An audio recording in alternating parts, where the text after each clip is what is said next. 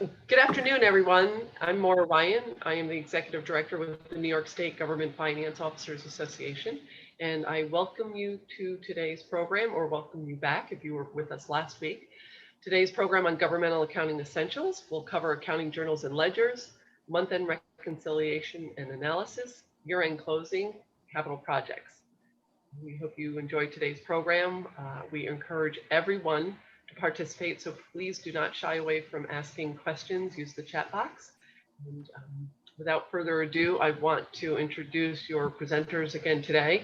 John Savash, CPA and CGFM, Associate Professor of Accounting at Elmira College, and Barbara Smith, CPA, School Business Administrator of Gowanda Central School District. On that note, Barb and John, thank you very much, and it's all yours. Great, thanks, Maura. So today we're going to elaborate more on some of the detailed transactions that may occur based on some of the accounts and stuff that we spoke about last week.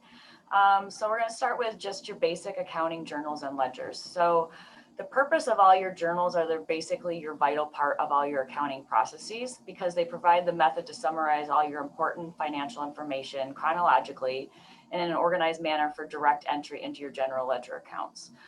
From last week, I recall that most everyone is using some type of automated general ledger system.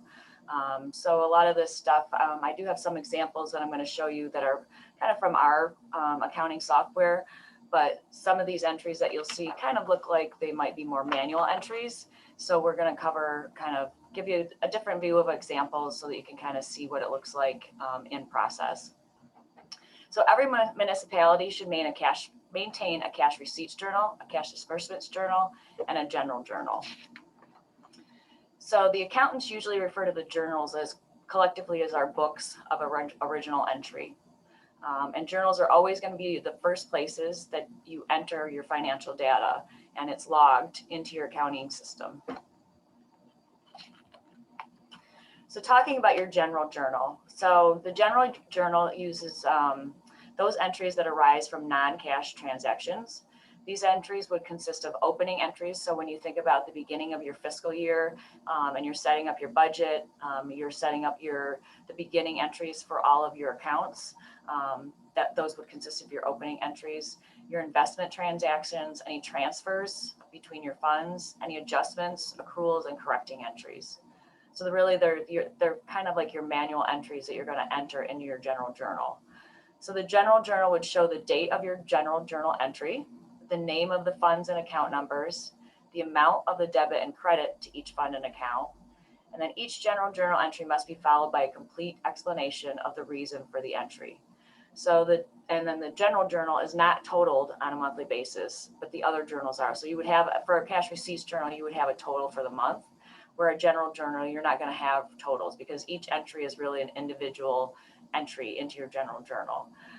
So here we kind of have a simple example of on June 1st, they collected cash for $50 for a building permit. So here you have your reference is your A200, which is obviously your general fund, if you remember from last week, and 200 is going to be a cash account. This building permit, this A2555, is your revenue account. It's technically your subsidiary ledger, but that's the account that you're going to enter it in. And then you're going to say that you're recording a building permit. If you had a system that maybe if you had kind of a point of sale system and you were collecting the building permit from, say, John Savash, the entry may actually have like J. Savash's name on it. So you can kind of track who the money came from. You can kind of get as sophisticated as you want with how you enter your general journal entries. Sometimes people have kind of little tidbits that they leave for themselves and kind of remember in order certain things that they may be entering every month. Or there's certain ways that sometimes people like to set up their normal journal entries that they create every month to kind of have a system so that when they go back or if auditors want to look for something, they're easy to find within their system. Sometimes, general journals are also used in situations where you're doing summary entries when I know we do this for one of our entities where we'll record a summary entry for water rents receivable, because the water program doesn't talk to the accounting program. So that might be another way where you would use general journals, where every quarter we would record the water receivables. And then as they come in, we would just record in batch totals into our cash receipts. But there's many different ways that we can use general journals. So I wanted to just show you, this was an example from our accounting system. And it was ironic because I went to pull up just a sample general journal, and it happened to be a transfer between funds. And we had talked about the entries when we're transferring amounts between funds, and when we're using an expenditure account on one side. And this is the general fund, and we're transferring it to the capital fund. So here's similar idea. So we have our GL account, we have they're numbered. So this would be fiscal year 21 is at the end of this journal entry. We have our accounts. We have whether it was approved in the system or not. And we're going to talk about internal controls in this session too. And then here's our description. And here's our journal entry on the general fund side. So we have, we're crediting cash, so we're decreasing cash, and we're increasing the expense in the transfer to capital. And then on the other side, so this is in the capital account, on the capital project side, we're debiting cash, so we're increasing our cash, and we're crediting our interfund transfer revenues. So again, if you went back and you thought about kind of like your AUD or your financial reports at the end of the fiscal year, you're going to have a transfer in and a transfer out between funds, and they're going to balance. So you'll notice on this one that the subsidiary revenue account, the one we learned last week, is the 5031, and you'll see that it also refers to 980, which is the control account. That's the control account for revenue. So in other words, in your reporting system, all of the revenues from all of the subsidiary records added together would end up, there would be a total, and that would be the 980 account. So you never record anything to a control account. Everything is done through the subsidiary records. And this is a good example in this accounting system where you can actually see that. Thanks, John.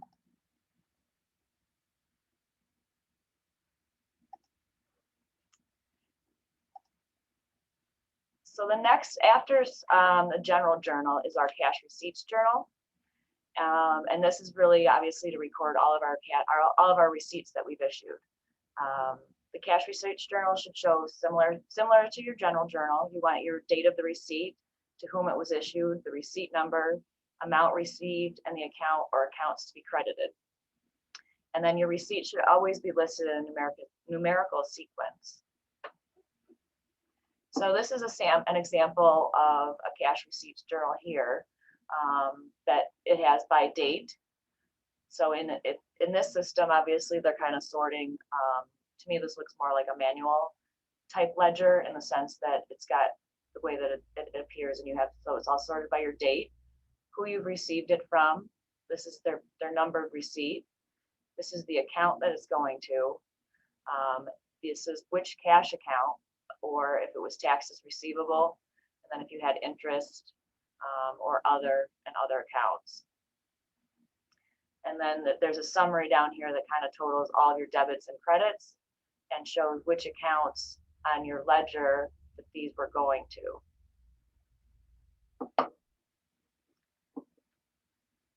John, is there anything you want to add on that one? Yeah.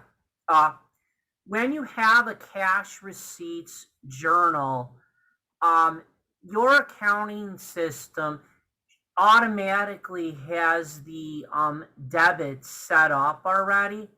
So you'll notice here that the debit in every instance is the A200 account.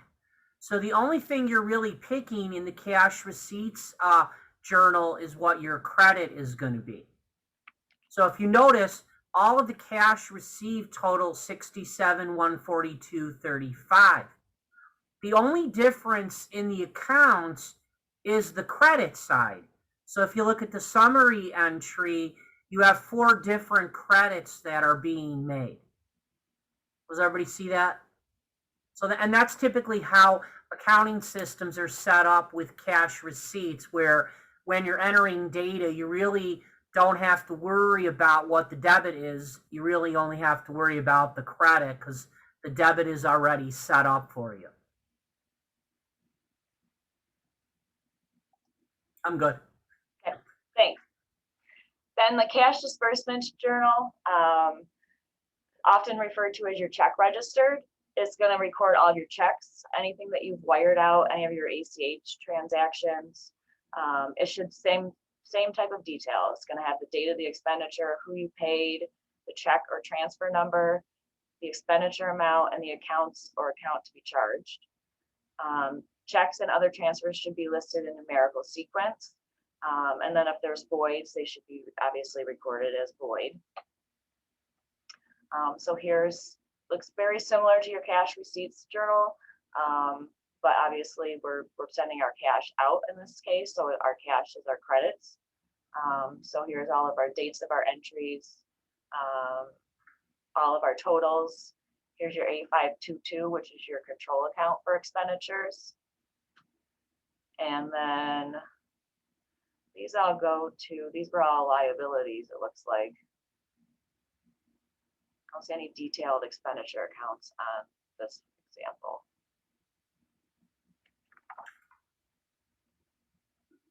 Yep. Okay. I got a couple things here.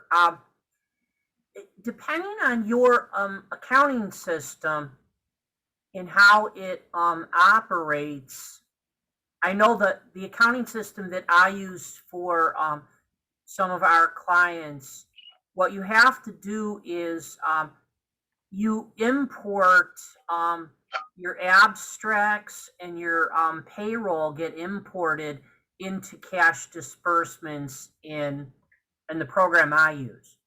So what would happen is it would import in, it might import in as one line called payroll. And then the details maybe in the payroll journal still. So, oh, there you go. Okay. Yeah, I was going to show, I have cash receipts and cash disbursement journals too. Oh, great. Oh, yeah, I love this detail. Yeah. This is great. Other than our manual journal that we have there. Yeah, so this is, I think this was from our food service fund.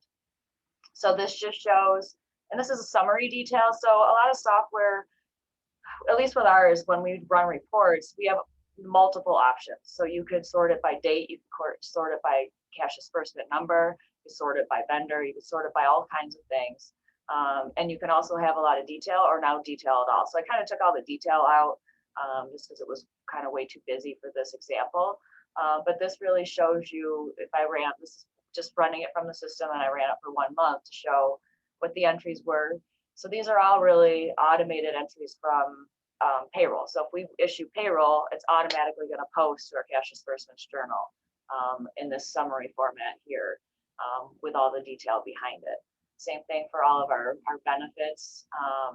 This would be from our warrant. So this was the AP warrant number 1 here for April. So we had all the food purchases, materials and supplies, health insurance.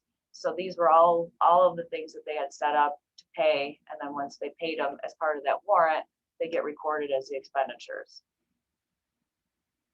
So schools call them warrants, right? And Yeah. Towns call them abstracts. Yeah, we call ours a warrant. And I think villages also call them warrants. Yep. And then this was a cash receipts journal, just kind of a similar type thing. I wanted to show you the detail of them recording some things. When we go through the monthly reconciliations, you know, there's some things that you'll find that you do reconcile on a monthly basis. Obviously, cash is one. Then we don't send a lot of invoices, so we don't have a lot of receivables where a town or county might be sending out water bills or sewer bills. So on a regular basis, we're just kind of recording the cash that comes into us, usually from the state. But this is just show the same thing that I sorted this by cash receipt journal number. And kind of part of the internal controls is these two, you'll notice, kind of have a couple stars. And it just says that they had been modified since it was originally entered, so that you are aware that they made a change to it.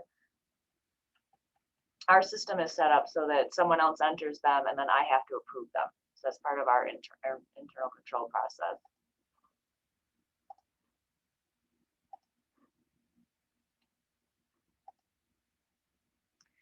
And then kind of when you take everything and then put it all together, it comes into your general ledger. So the general ledger, it has it's all the list of your accounts, and we talked about the chart of accounts last week. But the general ledger, again, I have a sample to show you. So this is in your general ledger. It's really going to take kind of all of your balance sheet accounts and have all of the entries since the beginning of the year, and it's going to show, you know, so July 1, this is the balance that you started with. It's going to show all of your various entries, cash receipts, cash disbursements, opening entries. Everything's going to kind of all come together in your general ledger. So this account is your general fund cash account right here. Show you my last example here. So this is an example of what our general ledger looks like for the food service fund. So this was the cash account, opening balances. This was the month's activity that I was looking at. And then I'll show you the balances kind of here for each month. So this just every single account that's on our balance sheet here is listed, all of our debits, credits, kind of everything for the year. So when your auditors come in, or if you have an audit, they're going to want to look at this, and really they download it usually to look for sample entries to look at. And notice how it's listed. It's listed in numerical order. So you're starting with 200, and then it's going 200, 300, 400. So there's a numerical ordering of this. Just like your chart of accounts is. Yep.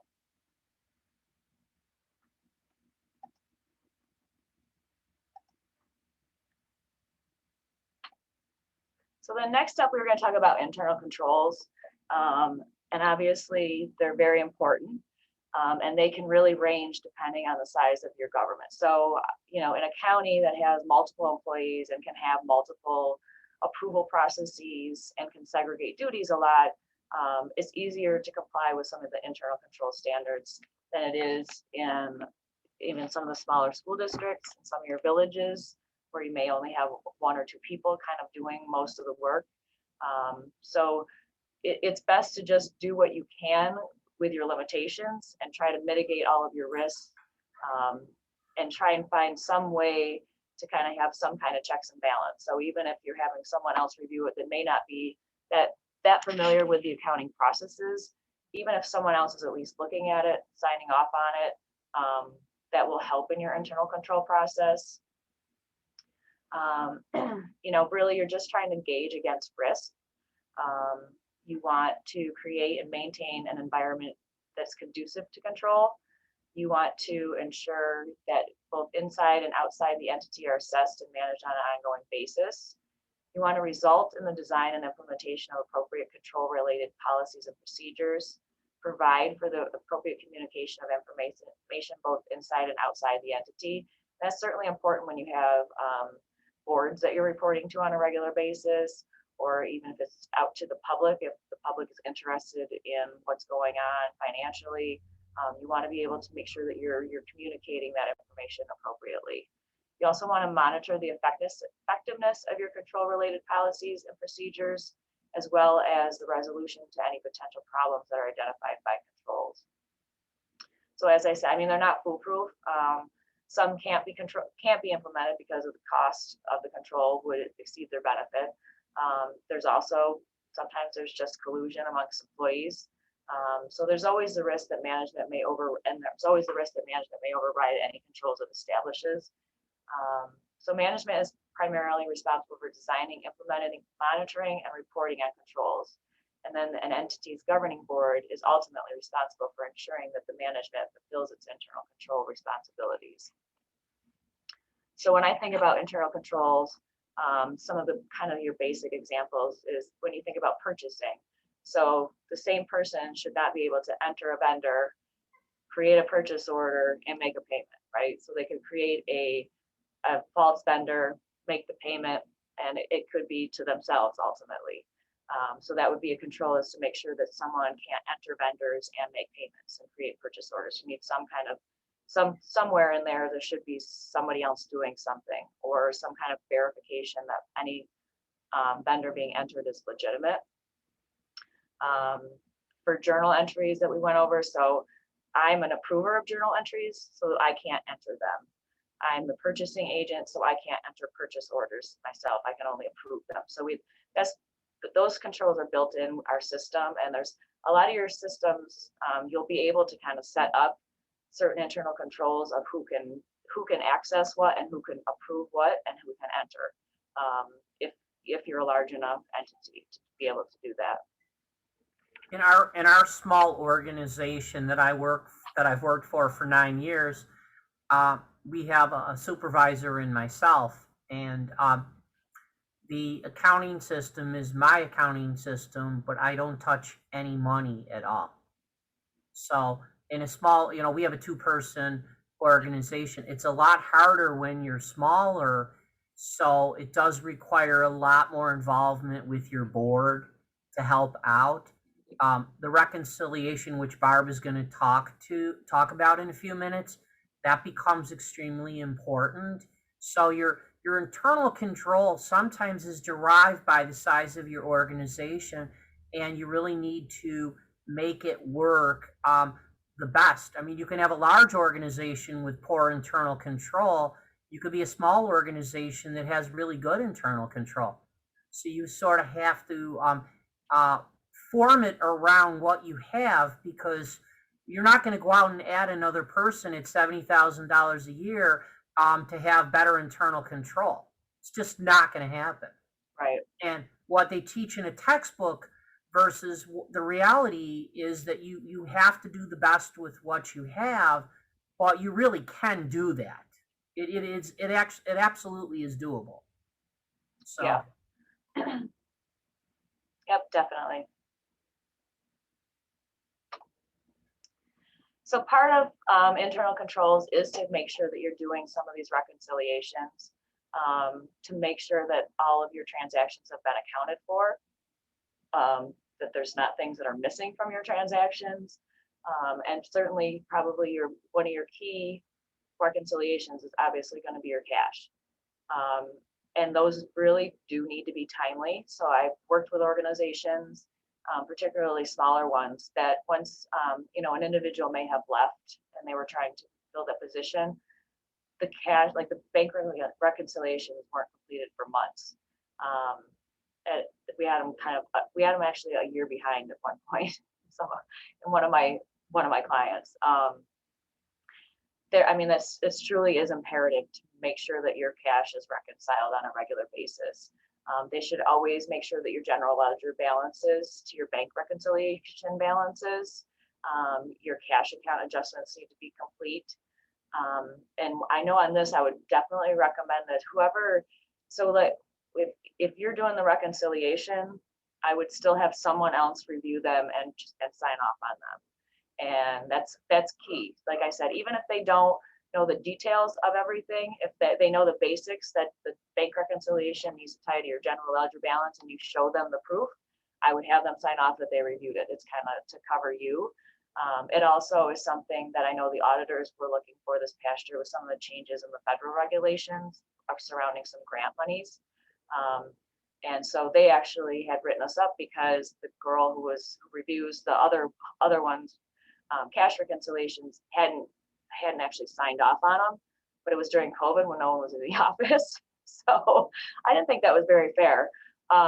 So I guess even if it's an email that says, yes, I reviewed those or something, I would always kind of keep all that stuff together just to validate your internal controls that you have established.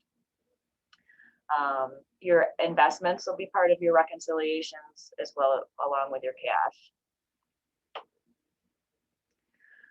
Accounts receivable, again, I think this is going to depend on what type of municipality you are, whether you really have regular accounts receivable.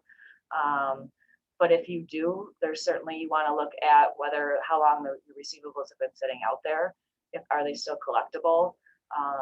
And make sure that your subsidiary ledger is reconciled to your general ledger, so that all the details of your individual accounts that say John Savash owes $200, Barb Smith owes $500, a total of those agree to what's accounts, what your accounts receivable balance is on your general ledger. And the big three here would probably be water receivable, sewer receivable, and taxes receivable. Yep. Those are really the big three. And like I was saying before, you may have, you're going to have a separate software for that, or it might be part of your accounting program, depending on the size of your entity. So you may have to do some of this where you're using two different systems. Right. So you still got to do the reconciliation, and it's not that hard to do. You're again, what's your detail from your water program, comparing it to what's in your GL. That's the key. That's the reconciliation. Yeah, like we really only book accounts receivable at year end. We know what people, we know what the state owes us at year end. We don't have a lot of other items going out, except maybe some tuition, some other things from school districts, but we don't have a large amount of receivables. But definitely the key is to make sure that your subsidiary ledger and your general ledger are tied. Prepaid expenses, again, just usually you just want to adjust those to make sure that anything that has, as time passes and it's no longer a prepaid, that you've been adjusting it and that your general ledger balances.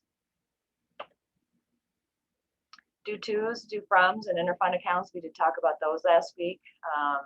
You always want to kind of have a schedule that says what your what's due to and to from each fund, and then you'll want to make sure at year end, as we said, like they should be zeroed out, but they're not always going to be zeroed out. You may still have an interfund loan between some of your accounts based on the timing. Inventory, again, this is probably dependent on what kind of entity you are, or if you had maybe an internal service fund or like a central storeroom. Our food service fund has inventory, but other than that, we don't generally do kind of a reconciliation of inventory. So it's just going to depend on the nature of your government entity. Accounts payable, your liabilities. So you want to make sure that all of your vendor invoices for goods and services provided for the month are received and recorded. You're in a same thing. You want to review your subsidiary ledger for completeness and then reconcile anything you have in your subsidiary ledger for accounts payable to the general ledger account balance. Accounts payable is your 600 account in your uniform system of accounts.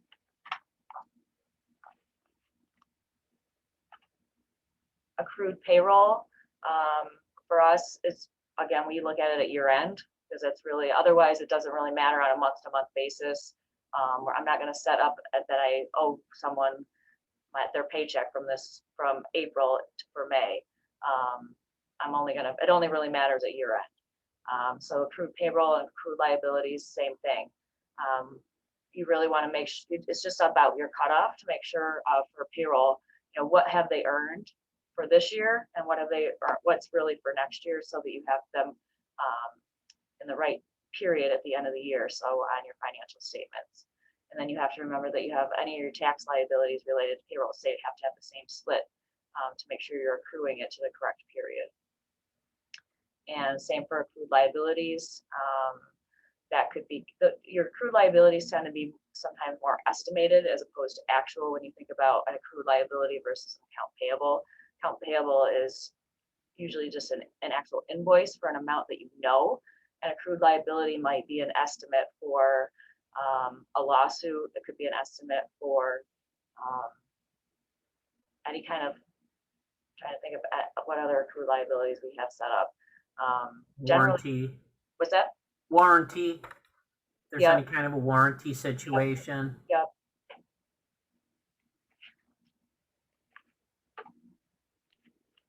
Then you have your deferred revenues. So that's deferred revenues are recorded and cash receipts for amounts that are received but not yet earned. We see that sometimes with grants because they may send us money up front that we haven't spent yet. Other than that, I don't see a lot of it. I don't know, John, if you have in other municipalities. Again, it's usually for your kind of your grants. Not really. The grants that we tend to get, you have to spend them first and then you get reimbursed after. Such as chips. Normally you spend chips and then you got to submit the receipts and then they reimburse you. So it's we don't really deal with a whole lot of deferred revenue. Right.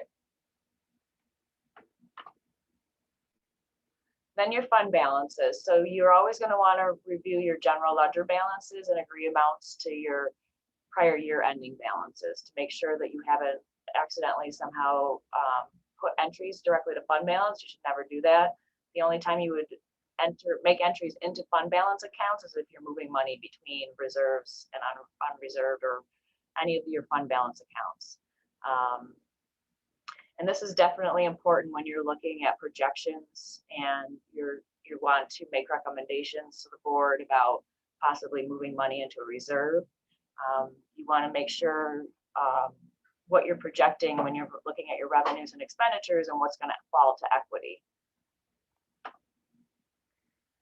So every month, I know we run month-to-date reports that show what our budget was, what we received, what we project to receive. So every month we're always looking at revenues and expenditures in that same way. So we want to make sure and then we're projecting out to year end. Again, it goes back to equity. So what's going to fall to fund balance, or am I going to have an operating surplus or an operating deficit? Are there large variances in my revenues? Am I not collecting the taxes that we usually collect? How are the fees looking? How are my receivables looking? Those are all kinds of things that big picture you want to be able to evaluate and report out to your board or to the public or whoever really needs this information. A lot of times especially if you're issuing debt, these types of things are important too to consider. And a lot of times they ask for projections in some of those official statements. So when you're looking at your revenue balances, you want to look monthly and year-to-date adopted budget. Again, want to look at your large variances and amounts outside of expectations for review with your governing board in monthly meetings. Adjust for any of your deferred revenue and accounts receivable, and then still you're going to have that interfund revenues and expenditures to ensure that they agree. Same thing on your expenditure side, expenditure balances to monthly and year-to-date adopted budget. Prepare your schedule of your large variances and then adjust for anything, any of your payables and accruals. So month to date, and we did show, I'm going to show this again. We looked at it last week, but I was going to show this again. So you want to do your budget versus your actual, review your large variances from basically kind of all of that. I know a lot of times I'm looking at large categories of revenues and expenditures just to see, how I'm tracking and compared to the prior year and how I'm looking for year-end projections.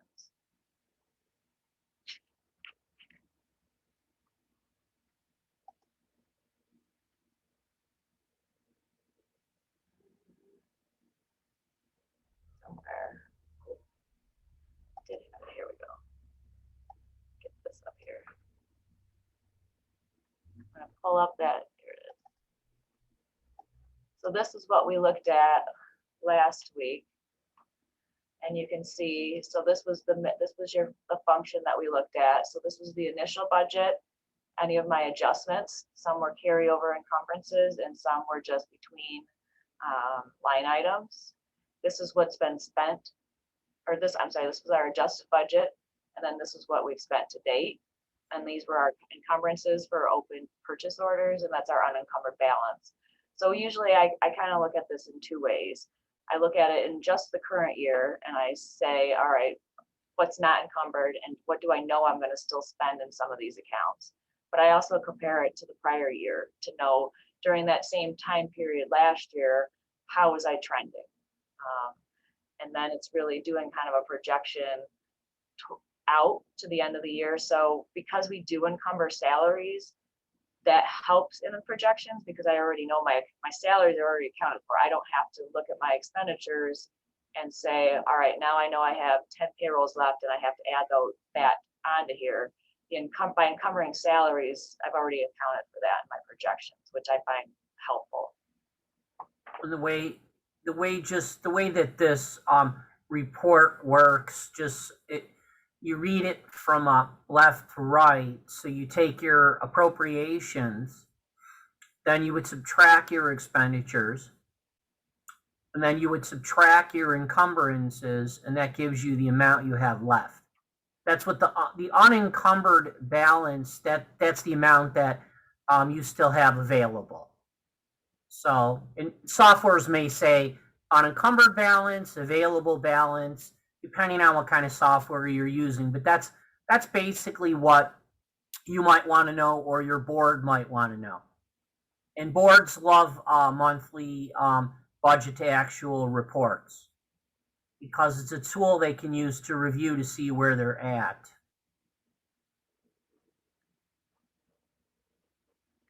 So of the group that's out there, is there anyone who reports on a monthly basis to their board? I don't know if anyone's responsible for doing those duties. If you want to type in the chat.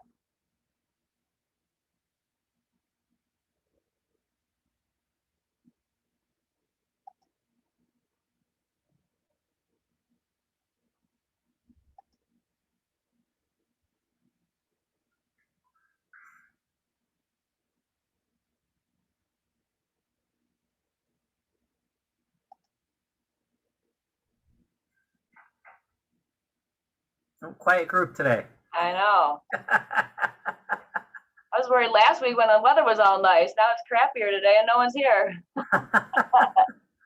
Well, we got 12 people here today. Yeah, but we're there's 5 of one. us. All right. Thanks, All Jill. right. Okay. So we got one person that does it. Okay. Good. All right. Nice meeting.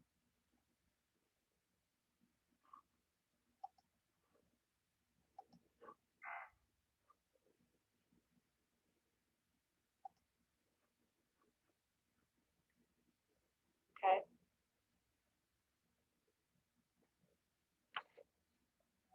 Yeah, I just find that even if you don't provide them to anyone, and I know we have also given them sometimes to departments. So the departments can evaluate where they are and make sure that they're going to fall in line with their budget. And then we, a lot of times as we get closer to year end, we start to work with the different departments if they have open purchase orders that they're not going to spend, we want to make sure we unencumber them so I can help project my fund balance better. So that's kind of what we use them for also. And sometimes it's hard too because you can run the reports and you can tell some of the board members do read them and other board members don't. Yeah. And with anything else, giving them reports like this is a really good thing because they're looking at things on a higher level maybe than they're not concerned necessarily with the minutia. They're concerned more with the macro than they are with the micro. Yeah. So. Yeah, and even if you don't present them to your board, certainly, run them internally and look at things. It's a good way. Yeah. This also helps get conversation going with some of your other departments.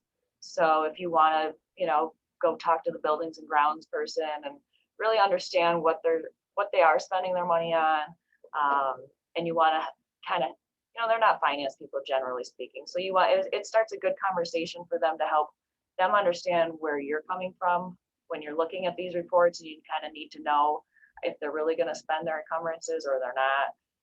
So it's definitely a good internal tool, even if you're not presenting them to a board at all.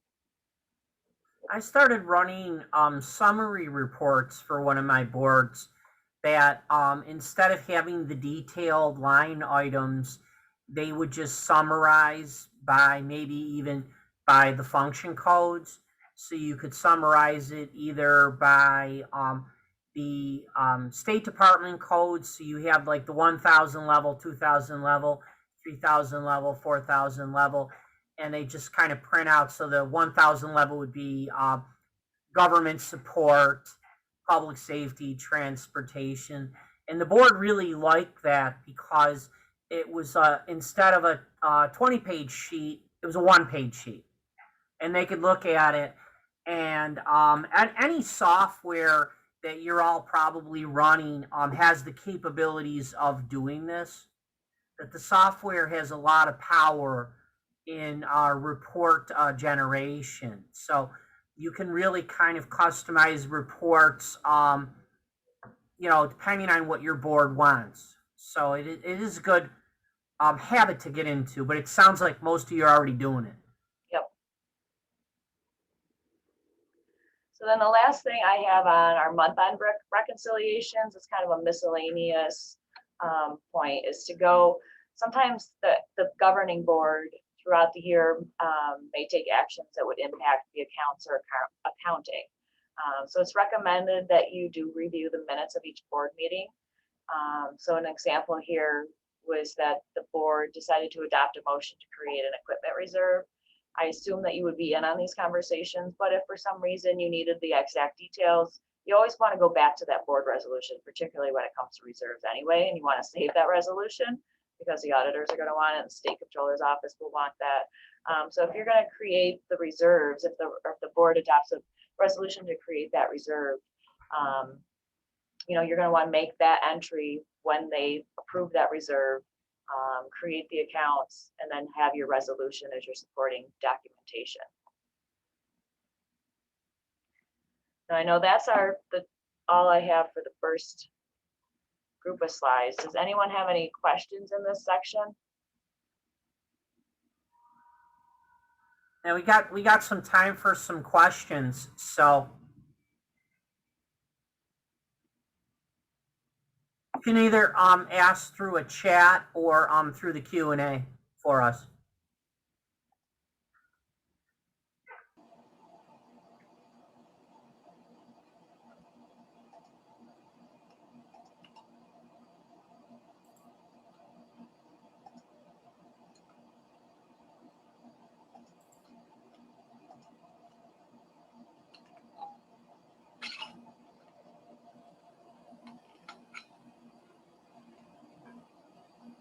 Okay, welcome back, everybody. So we're gonna get started now. Okay, so we're gonna start with the year-end closing process. So we just spoke prior to the break about the steps involved in the month-end process.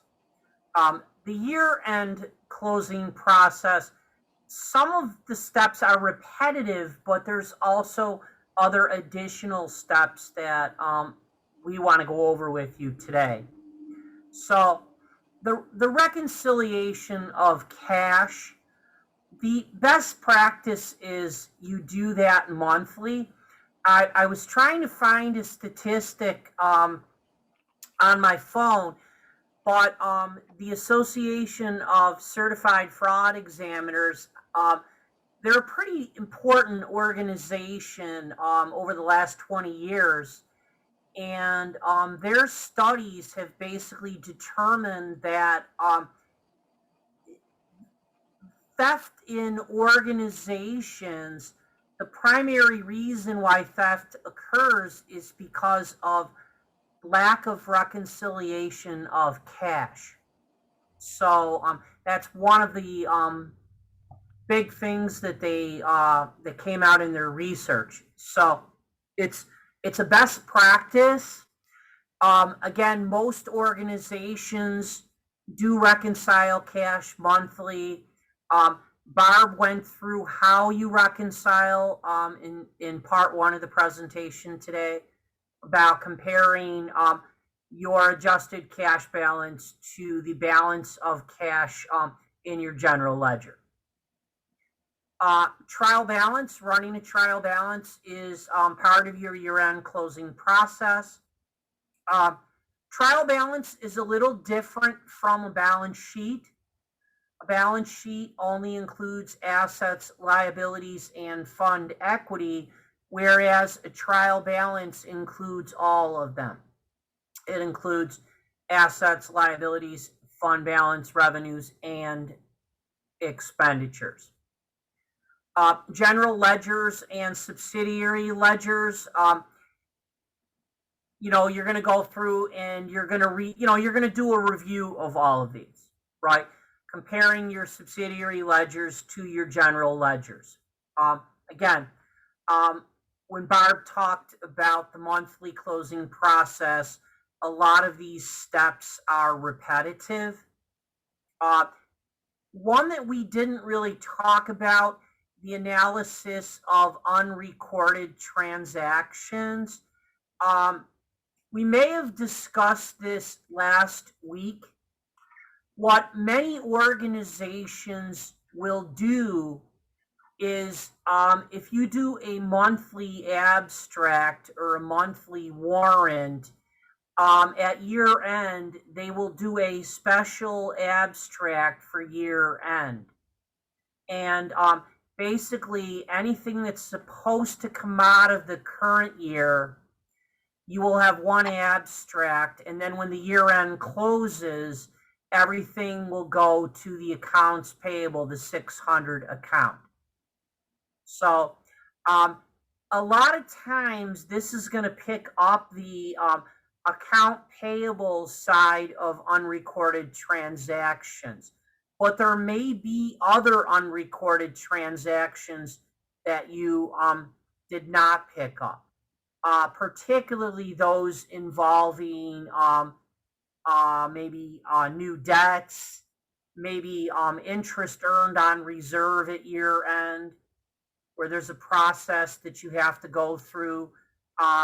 One of the things I noticed in my clients is that cash in their reserve accounts doesn't always equal the cash in the reserve, and that's typically one of those unrecorded transactions.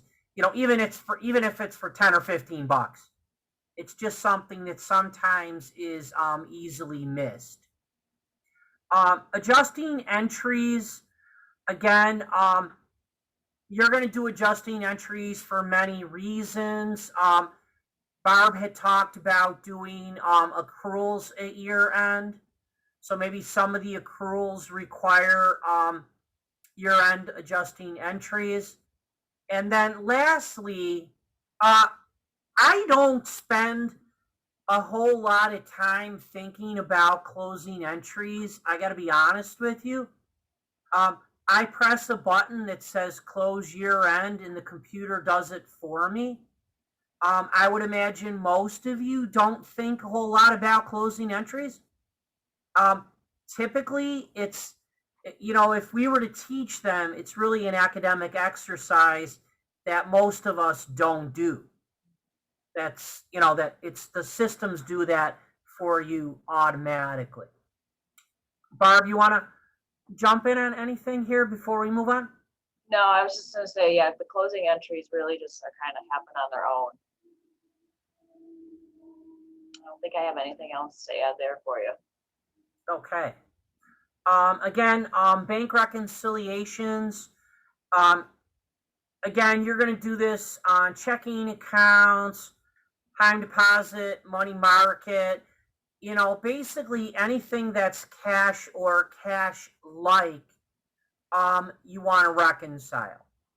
And again, we kind of talked about the process. I mean, we didn't do a formal bank reconciliation per se.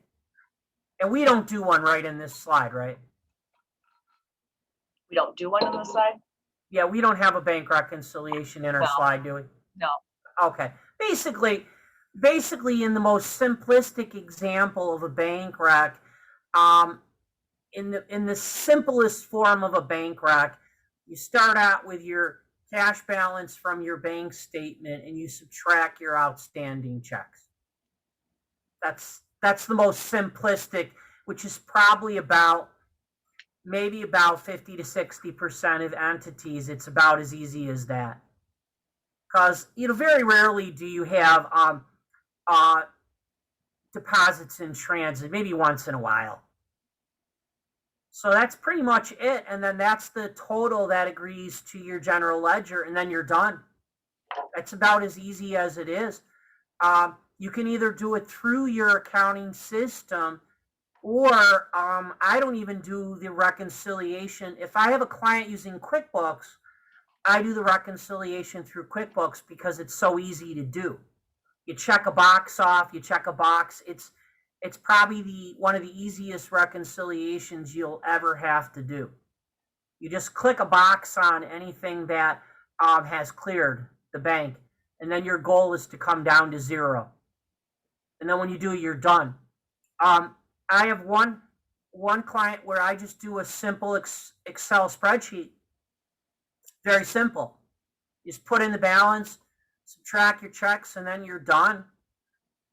But that's about all when it comes to bank recs. They're pretty easy to do, and they're extremely important. Like I mentioned before, in governments in particular, the easiest asset to steal is cash. And you can do it many ways, right? Phony vendors. You're entering cash in the system. If you're handling cash, you can take that. So you again, that's where that segregation of duties comes in. What Barb talked about in session 1 today. Anything to add there, Barb? Not on your cash, no. Okay. General ledger control accounts to subsidiary ledgers. I know Barb had addressed this in session 1 too. 521, 522, and 980. Those are the numbers that New York State has given for control accounts for expenditures, encumbrances, and revenues. So what will happen, and again, I'm sure every accounting system probably does it very similar. So I'll just give you a quick example of what I do monthly. So I'm going to run a report of detailed revenues for the general fund. And then I'll run a trial balance for the general fund. The detailed revenues in the general fund should agree to the total of the 980 account on the trial balance. So that's how I reconcile my detailed revenues to my control account for revenues. You would do the same for expenditures. You would run a detailed expenditure, the actual, the budget to actual monthly. You would pick up a detailed expenditure number, and that total should agree to the 522 expenditure control account listed on your trial balance. Because typically, when you run a trial balance, at least in the systems I deal with, the trial balance only runs the control accounts. It doesn't run the detail on all of them. It's sort of a summary trial balance. So it allows you to do the reconciliation very, very simple. It's a very simple process. Now, I don't use encumbrances, so I'm gonna let Barb talk about them for a minute. Yeah, and when you think about, if you think about the report that I showed you, that was like the year-to-date summary. So the one column that had the encumbrances, and then we had the column that had our expenditures. I always take that report too and balance and make sure that the encumbrances in that report and the expenditures in that report agree to the trial balance. And then for your encumbrances, you should be able to run like open purchase order reports that will show you the detail of your purchase orders and the total of your encumbrances. And the same thing, that report should really tie to any of your other year-to-date reports that show your encumbrances and your trial balance number on your balance sheet. You know, the other reason that you should do this, and it's going to sound strange for me to say, but I've run into this before. If you're off in any way, maybe your accounting system is acting up and maybe there's an update that needs to be run. I don't know if that's ever happened to any of you where your system starts acting quirky and maybe the numbers don't come out. Maybe you panic like I do. So then you're like, well, wait a minute. It's not me. I know what I'm doing here. Maybe there's a system update. And then you find out there's a system update. Yeah, we've had I've had problems with multiple clients that the encumbrances, for whatever reason, it seems like there's almost like a hiccup when maybe the accounts payable clerk is releasing a purchase order. Sometimes it hiccups and it doesn't clear it in one section. So that's anytime I've ever had a problem or something between my P&L accounts balance sheet, it had something to do with a purchase order and the way that it processed. And it wasn't, I would say 90% of the time it was some type of computer error more so than it was human error. Yeah, so if you have a really good handle on what you're supposed to do, it's probably not you, it's probably a computer error.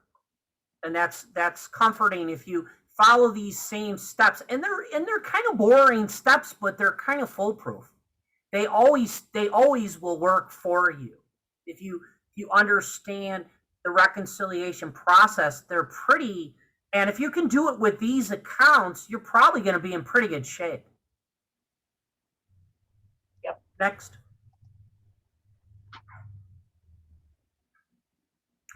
All right, accruing revenues, earned and not billed. And again, maybe you accrue sales tax at year end, and we accrue sales tax at year end. Some entities don't, we do. Accruing chips is probably probably a big one, although I like to get my chips money before year end.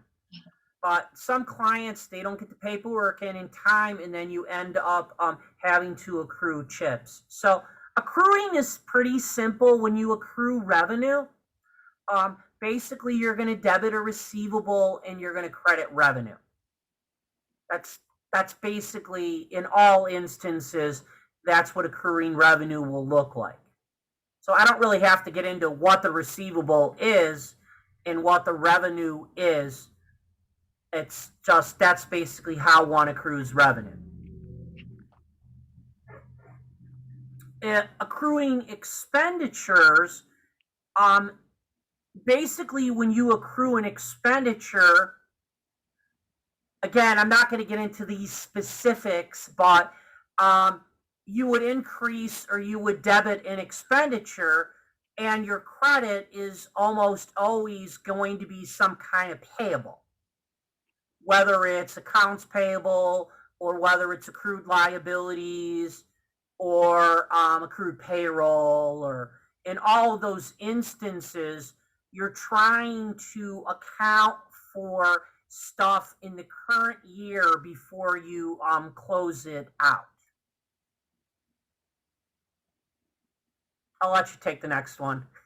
You want to cover encumbrances? Come on, John. No, I don't want to cover encumbrances. So I mean, encumbrances, it says record encumbrances. I would say 9 times out of 10, you already have your encumbrances in the system. So it's more about, I mean, I've been known to backdate some encumbrances, but typically before you get to the end of the year is when you're trying to encumber and issue purchase orders for things that you know you want to use your budgeted money for from that fiscal year. There's certain times when you may look at it and be like, oh, I forgot I needed to issue this purchase order because I budgeted for it in that fiscal year. But I would say really encumbrances is one of the other accounts I do look at on a regular basis. In particular at year end, you also want to unencumber or cancel out purchase orders that really no longer should be issued. For example, if a teacher ordered supplies for $450 in November and we already paid the invoice and it was $420, the $30 that's still sitting there and the difference, that should be cleared out. You want to cancel that purchase order. So there, you kind of want to monitor the encumbrances throughout the year, but in particular at year end, the auditors want to look to make sure that your encumbrances that you have outstanding truly are valid still, that you are going to purchase something. Like you don't generally have encumbrances at year end for utilities because you're really paying your utilities and should have already accrued your expenditures. So you're not going to accrue something and have an encumbrance. It's one or the other really. So you just want to kind of look at each encumbrance and make sure that it's valid. Adjusting entries.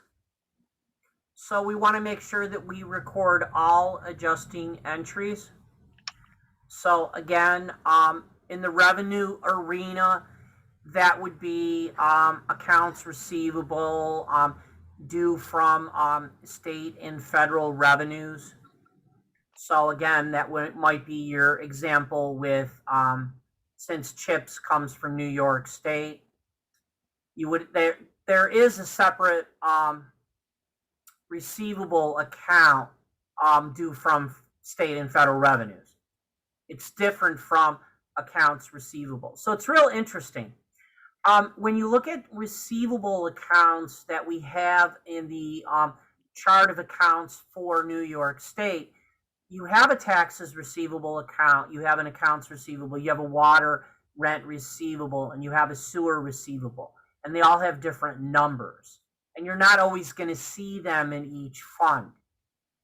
So you're going to see a water rent receivable, you would see that in a water fund. Sewer rent receivable, you would see in a sewer fund. Accounts receivable, you could conceivably see them in any fund, depending on what it is.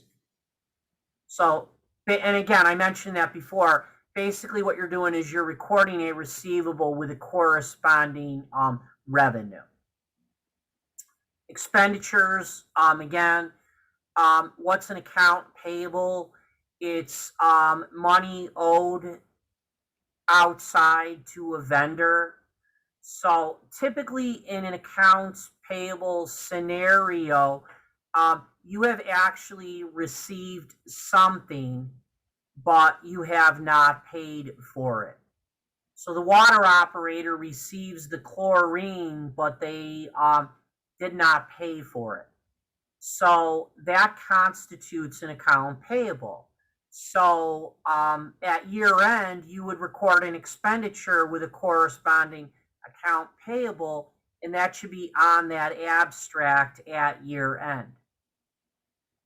Accrued liabilities would be for money owed inside, so that would be for payroll. So it could be accrued payroll, it could be withholdings at year end that you didn't actually pay yet. Although the way payroll works now is it's pretty instantaneous for most organizations. When you're doing a payroll, normally simultaneously you're going to submit the taxes and they may come out a day or two later. So it is conceivable that you could have accruals on taxes, but you can actually set that up where you don't have them too. So just so you understand that. But typically they get their own set of accounts. So we don't like to mix accrued liabilities with accounts payable. One is a 600, I believe the other one is a 601. Correct. On your encumbrances, you really just, there's a reserve for encumbrances on your balance sheet that is considered an assigned portion of your fund balance. So your reserve for encumbrances should always equal that outstanding encumbrances amount. Next. Working on it. There we go. All right. Does anybody have any questions so far? No? Okay. Just checking the chat box here, the Q&A. Nope. Okay. Again, closing entries, we talked about this already. We don't actually do them. But let me just quickly explain what your system does. You don't actually do the closing entries, but you might want to know what your system is supposed to do. So your system, now when you use the word close, I'm going to change the word to zero out. All right. So when you close everything out, you basically zero out every temporary account. So let me tell you, this is going to sound weird, but let me tell you by defining what a temporary account is not. Okay? A temporary account is not an asset, a liability, or fund balance. So everything else is really a temporary account. So your budgetary accounts are all temporary, your revenues are temporary, your expenditures are temporary, and your encumbrances are temporary. So they all get closed out. Now, the way that a budget is entered is that when you enter a budget in your accounting system, the net impact on the budget is zero. So when you close out the budget, the net impact is zero. When you close out revenues and expenditures, in a perfect world, you're closing them out. In essence, you end up closing them out to, if I say unassigned fund balance, I'll talk about that a little later. But in essence, you're closing them out to fund balance. So if in a given year, your revenue was $2 million and your expenditures were $1,500,000, then that means you had a really good year, right? Your revenues were greater than your expenditures by $500,000. That would cause your fund balance to go up by $500,000. So we would be happy about that. That's basically what the closing process does for you. Barb, you want to explain the closing process on encumbrances, or quickly, or not really? Okay. The closing process for encumbrances is really confusing. So the budgetary accounts, these are your control accounts. Once again, if you run a trial balance prior to close, the trial balance will usually print out only your control accounts. So your summary estimated revenue accounts, the total of all of them will be in 510. 510 is estimated revenue. Your appropriation accounts, the subsidiary is when you enter them line item by line item. The total of all of those accounts collectively is your appropriations. Now, in the simplest example, your estimated revenues and your appropriations would be equal. Okay, if that's what you wanted. All right, now let me just quickly explain how your accounting system handles budgetary accounts. I know we talked about this a little last week, I believe. When you enter estimated revenues, they're opposite to regular revenues. You enter them in your system as debits, and you enter appropriations in as credits. Okay, that's budgetary system is a little backwards. Okay, and I don't know if it has to do with when you run your reports for budget actual, because budgeting is usually a different module in your accounting program. So when you enter them, you're entering them in an opposite way. It doesn't really matter logistically. You can compare the two so you know how you're doing. But estimated revenues is different from revenues. Estimated revenues are budgetary accounts. Revenues are actual.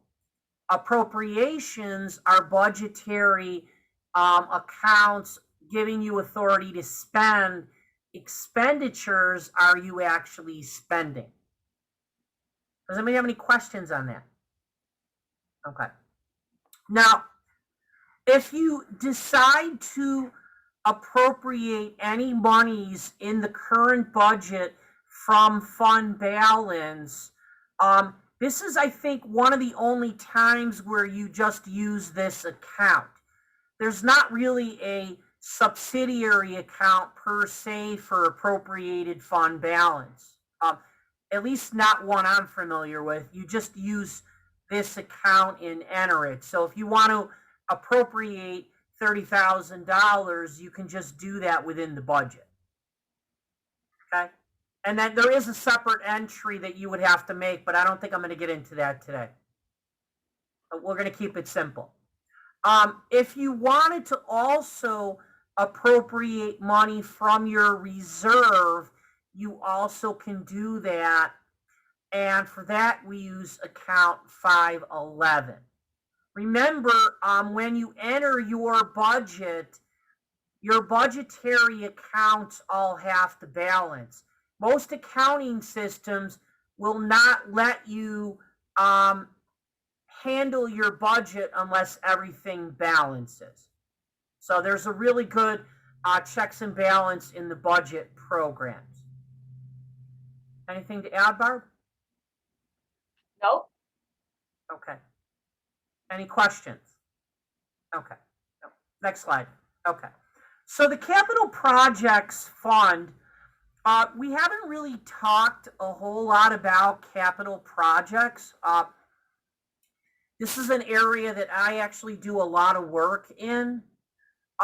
Typically what will happen is if you're going to build something, a water project, a sewer project, a new building, one of the things that you would usually do is you would usually have the board make a motion to set up a capital project fund.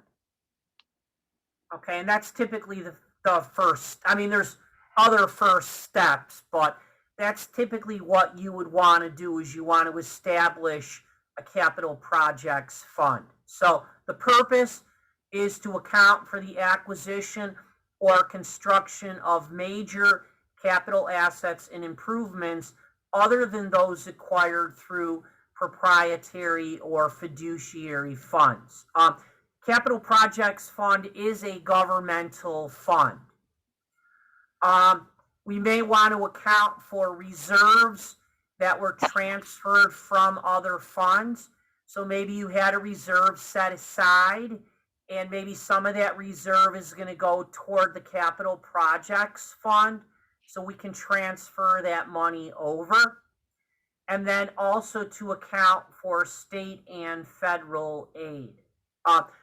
Just want to make a note, if you're getting money through a Community Development Block Grant Funding, which is a federal program. They have very rigid stipulations on what you have to do with respect to a capital projects fund. And usually you will get audited upon the closure of that project. And yes, I know this from firsthand experience.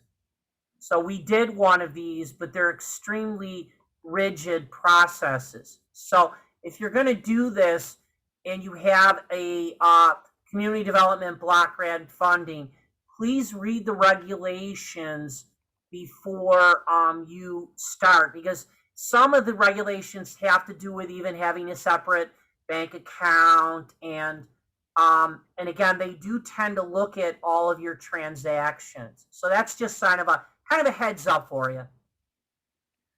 Anything to add? Yeah, I would just add, only because we really just talked about closing entries. Your capital projects fund is a multi-year fund.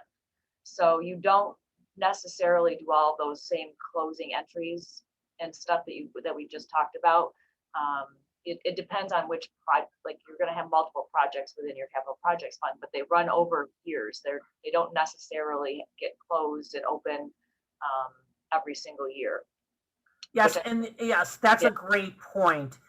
The other thing that typically will happen in a capital projects fund is the budget for them. Since they do go multi-year, budgets are generally not entered in your accounting system.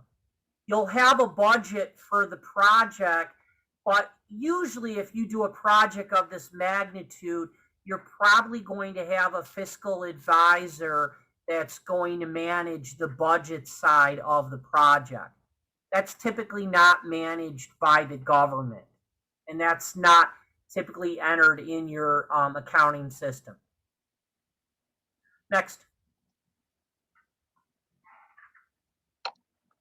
Okay, so when a capital project fund is required to be used, when a major capital acquisition or construction project extends beyond the fiscal year, as Barb had mentioned, and when the project is financed by obligations other than enterprise funds. And I'm going to hold off on those obligations. I will discuss them, but I'm going to wait a couple of slides, okay? Because I'll kind of give you the progression of how a typical capital project works, and it's not in the slides, but I just kind of want to walk through with you what a progression of a project might look. So next slide. When a capital project fund can't be used, again, if it pertains to an activity that must be reported in an enterprise fund, you would just do that within an enterprise fund. So you would not really need a capital project fund. So if you had a water fund or an electric fund that was deemed to be an enterprise fund, and you were doing water project work paid for by user fees, you would just do that within the enterprise fund. So typically a capital projects fund is a governmental fund. Okay, so it doesn't really, if you have a project you're doing within an enterprise fund, you just do that within an enterprise fund. When a capital project fund should be used, but is not required, when recording expenditures in governmental fund could distort operational expenditures and hinder future budgetary estimates. I'll get into that in a minute. When the project includes large state or federal aid, which would require an audit. Okay. Typically, when you get federal money or state money through a federal pass-through, the limit's still 750, or did it go up?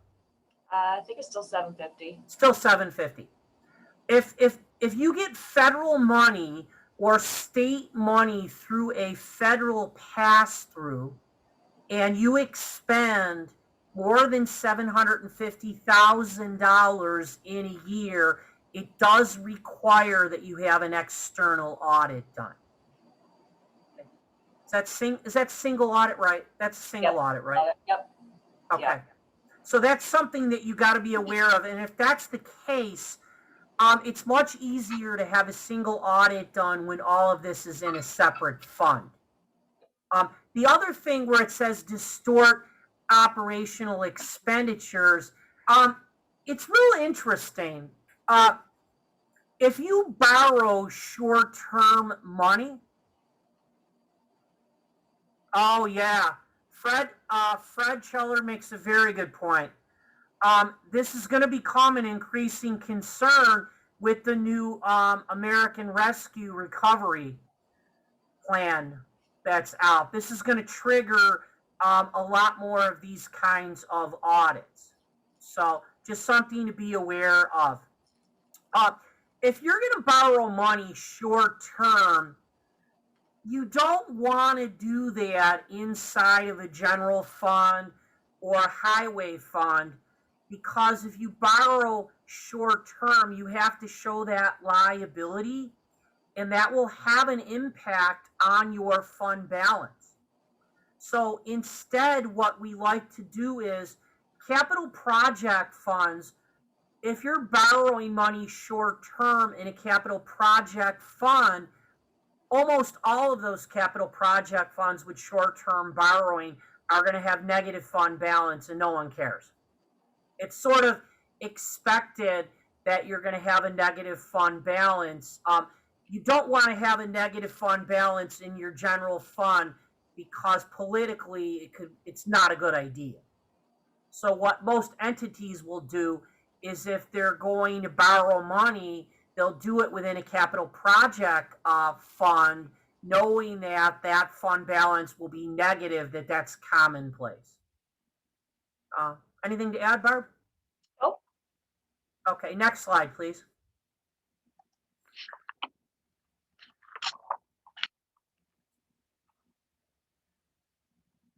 Okay.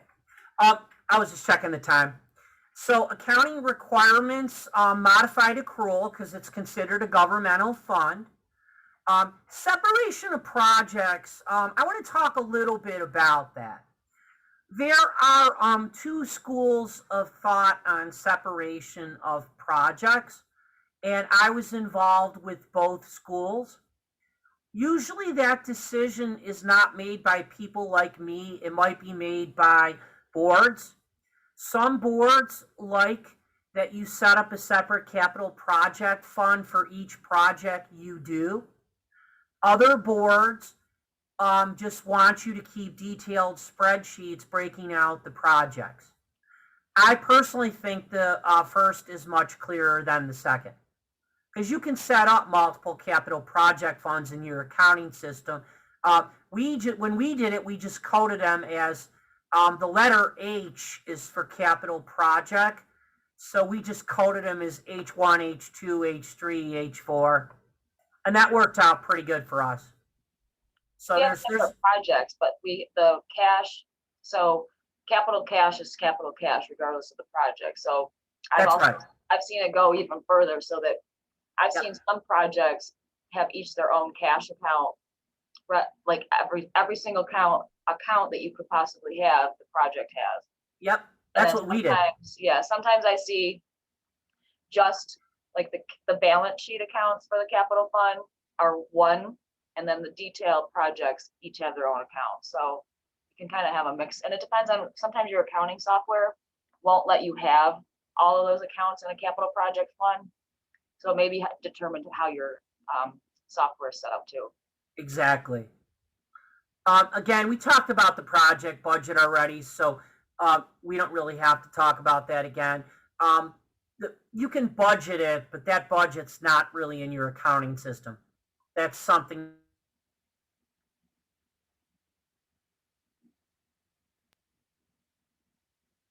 Uh-oh.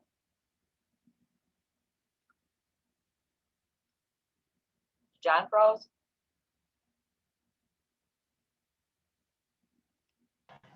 Yes, it looks like John is frozen. I'm like, is John froze or is it me? No, John's frozen. Can you? Yep, I'll take over. So on the revenues and expenditures, you will close those on an annual basis as part of your closing procedures, but you generally don't close anything else out. So your reserves for your capital projects, you're going to transfer those as needed. And it was, I can't remember what year it was, but the state controller's office changed it because there used to be capital project reserves were allowed to be held in the capital project fund. And now they're really all in your general fund. And so you hold them there until they're needed to be sent over. And I know for us, so we have a $30 million capital project going on right now. And when the voters approved it, they approved a certain amount to be used from the reserves. So we took that amount, it was like $1.7 million of the project, and transferred that from the general fund reserve. It was a transfer out to the capital projects fund, a transfer in on the capital projects fund side. And that cash allowed us to start the project without having to borrow money.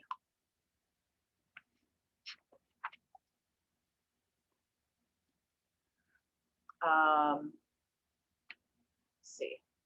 So the capital projects, and then there's a bunch of other schedules. And we didn't touch upon the long-term debt and fixed assets really too much last time. They're generally only used when you have to report out to the state for the most part, or in your financial statement package if you issue one. So when you think about your capital projects fund, you're recording your financing and your uses of it. So if you're borrowing money, you're going to record the financing and the cash that you receive with that financing, and then you're going to have the expenses and as your uses that you're using for your capital project fund. And the long term, on the debt side, you're going to have your general long-term debt. So when you have generally speaking, you may issue bans of unanticipated outbursts, and those do not go to your general long-term debt account because they're not long-term debt, they're short-term. So those you'll record within your capital projects fund. And then once you turn your bans into full bonds and their long-term debt, you would record that whole liability for the debt issuance in your general long-term debt account. And then when your fixed assets at the end of the year, so particularly if you have a larger project or a bunch of larger projects, you're going to have construction in progress. That will be listed as one of your fixed assets. And then once the projects are completed and you'll have all of your brand new capital assets that you built or reconstructed or refurbished. Those building improvements or bridges or whatever it may have been that was part of your capital project will become listed in your capital assets. And then your operating fund or your debt service fund are where you're going to record your annual debt payments. And when we talked about it last week, not everyone has a debt service fund. You may just pay your debt out of your operating fund. So it really depends on your entity, whether you'll have those or not. Are you back, John? I am. Can you hear me? Yep. Okay. Can you see me okay? Yep. All right. I'm just going to finish up. I'm on my phone, so can you see this? I must have lost connection. I think I did. I think our internet is down, so I'm on my cell phone. Okay. All right. I moved on to I'll take this one. percentages. Got it? I got it. Okay. So retained percentages in construction contracts, there's a certain amount that might be withheld until the work is free of defects. And typically when you're doing these, you might show them as a liability until they're released. So typically you see these in building kind of projects, although I've also seen them in water and sewer projects as well. So you typically don't see them when you're buying assets like fire trucks and equipment and stuff like that. Next slide. Again, it's under GML 106. That's just a code section of the New York State. They have a code for finance that we follow. So I think it stands for General Municipal Law Section 106. So cash withheld from contractor will be released if replaced with the following securities. So I've never really seen this really before. Have you, Barb? No, I have not. I haven't either. Next slide. Okay. Arbitrage. I'm not sure if I want to get into arbitrage. No. Let's just say it's bad if you have arbitrage. Yeah, it would be, well, with the way interest rates are right now, it would be amazing if we had any arbitrage. True. So yeah, in order to have arbitrage, you actually need interest rates. So it's for us to explain it. It's not something we got to worry about too much. No. It has to do with how if you invest the tax exempt debt, how it's handled. That's basically what it is. Is that a good way of putting it? Yeah. So yeah, money is required to be kept in separate bank accounts. We'll need to use some kind of accounting software or a separate Excel sheet. We already talked about that. And again, clean, proper documentation is critical. All right. So you got to document, especially if you run the chance of being audited. Yeah, and I know for our project, even though, I mean, our accounting software does a pretty good job of tracking it. We have our cash, and then we have a lot of our expenditures. But for my purposes, I created like this huge spreadsheet with all these tabs that, because we have multiple phases, we have 5 separate projects really within the one project. I've tracked each budget for each phase of each of them. And then I have each of the contractors listed when we awarded their contract, so I can track how much we're spending on each one. I keep track of any change orders. And then at the end of the fiscal year, make sure that detail I have does match what my accounting software says. But school districts have to report final cost reports to the state to get building aid on them. So we have to report a lot more detail on all of our capital projects. So for myself, to keep track of it as I'm going along in this separate Excel spreadsheet makes my life so much easier at the end of the project. And it kind of makes sure that I'm not missing a payment. We're kind of dealing with a lot of different vendors coming in and out, and different sheets and different types of pay apps and kind of a lot of different stuff. So for me to keep it in order and make sure that we're keeping them in sync, it helped me to do that.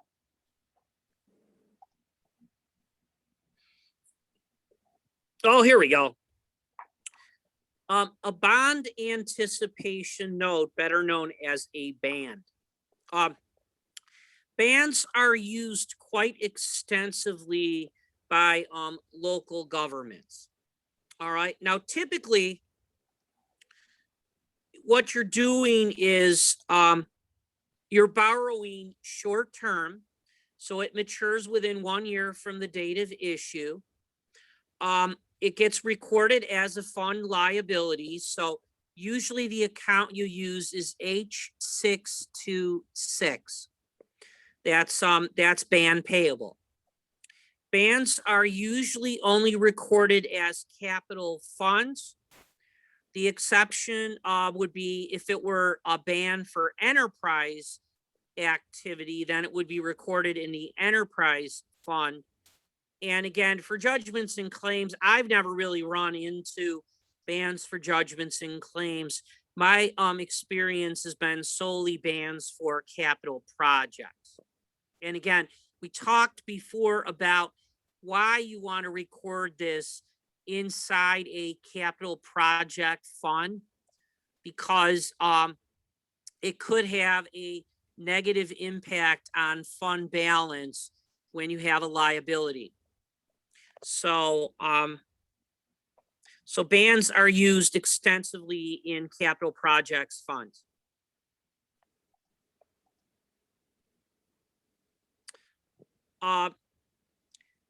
Bans are considered short-term, but sometimes they extend beyond a year. They're long-term. The maturity is in excess of 1 year. They're considered long-term, and they're accounted for in the same way as a bond is. And I want to just read that little stipulation, and then I'll explain it. Per OSC in New York State GFOA conference, rarely would you have a ban classified as long-term. A renewal of a 1-year ban 1 or more times does not make it long-term. However, there are limits on how many years it can be renewed, and you generally have to pay some principal on each renewal. OSC suggests that you contact them for guidance between classifying any band as long-term. Now, the breakout of a band, as far as making that decision, a band is either considered non-exempt debt or exempt debt. An exempt debt is typically water and sewer is considered exempt debt. So typically you're allowed a lot more flexibility in doing renewals when you have exempt debt. Non-exempt debt used to have a limit of 5 years, but I think that may have been changed. I want to say it may have been changed to 7 because of COVID last year. But traditionally it was a limit of 5 years. So if you bought a truck, is classified as non-exempt debt, you can only do 5 rollovers, 1-year rollover of your short-term debt. I don't know if that helps, but that's the determining factor on what can be rolled over longer than others, exempt and non-exempt debt. Anything to add, Barb? Nope. Okay. So when a short-term band is issued, we would debit cash and we would credit band payable. There's your H626. When the band is redeemed, the principal and the interest on a band get paid from an operating fund. So the general fund is responsible for paying this band off. So in the general fund, we would we would charge an expenditure account for band principal in the amount of $100,000. So when you have an expenditure account for a band, the code we use is 9730.6. And the band principal is 9730.7. So that's the interest on the band. So we pay out cash of $101,000. Now, in the capital project fund, you have to record, and this is only an accounting entry, no cash here. You would have to get rid of the band, and you would debit the liability for $100,000. And this is going to sound strange, but you would record a revenue account called bands redeemed from appropriations. Now, I can tell you in my experiences of dealing with small governments that capital project accounting is the hardest accounting to do because it's stuff that you don't see very often. And these are entries that you might make once a year. So the reason you're making this entry is to remove the liability from capital projects. And then the reason you're doing the second part of the entry is so you can, it ultimately increases your fund balance from negative to zero. So that's in essence why you're doing this. And these accounts are all built in when you do your AUD to take care of all of this, or in your accounting system as well. So that's why we make these entries when you have a ban. Yeah, and because you're paying that debt from your general fund, it's obviously important that it gets budgeted at the time you're building your budget. So just always work with your fiscal advisor to know what your future ban principal and interest amounts are. And typically what you'll find is you issue bans, as you're issuing bans, I know we issue bans and they're always a different amount. So I'll issue it for 100,000 this year, and next year I may issue it for 150, depending on the cash flow needs of my project. So then you're gonna do the same, then you kind of basically do the same entries over again, but with different amounts, kind of on a rolling basis. One of the things that I started to do 2 budgets ago, I work with one town that does a lot of different bans. What I started to do is when they did their budget, I created a separate budget worksheet just for the bans so I could keep track of them because they had so many bans, it was getting hard to keep track of, especially bans that allocated. So you would do one ban and it got allocated over 5 funds. It gets very confusing. So what I'm telling you is the example that we gave you here today is probably about as simple as it's going to get. Normally, they're not this simple. That's true.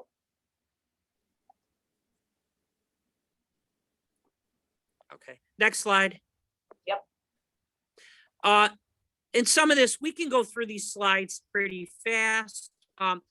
Bond premiums, what a bond premium or what a band premium is, as there's a set dollar amount and then it goes to market. And if you get more than that dollar amount for the sale, they may give you a premium and they may have a different interest rate. So that depends on how your sale goes. The only thing I can tell you is that premium cannot be used for the project. It has to be used, for the reduction of the debt. Any bond issuance fees, those are going to be expense of the current period, and they get recorded in the fund where the debt is serviced, not capitalized in the project. I don't know if I agree with that 100%.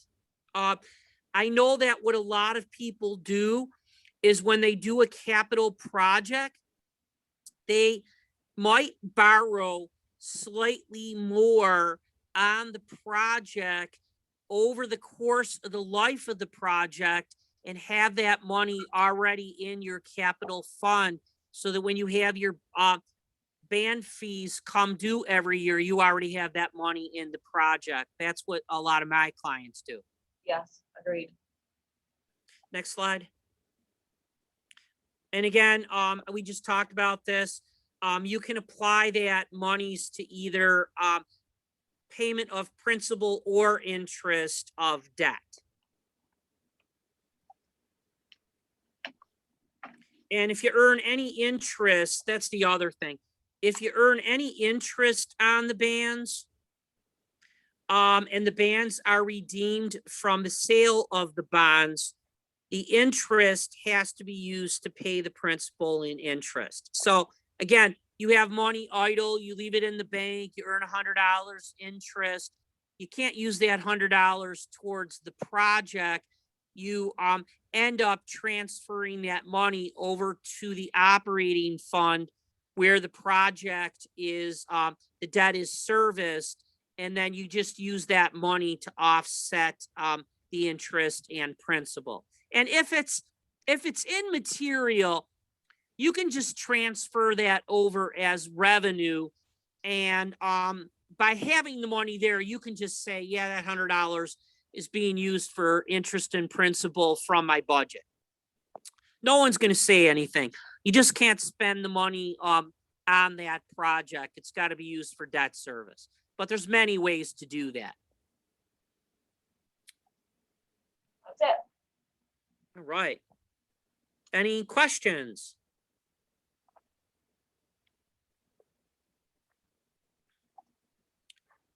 Plan B was very useful today for me. Good thing I was on here, John.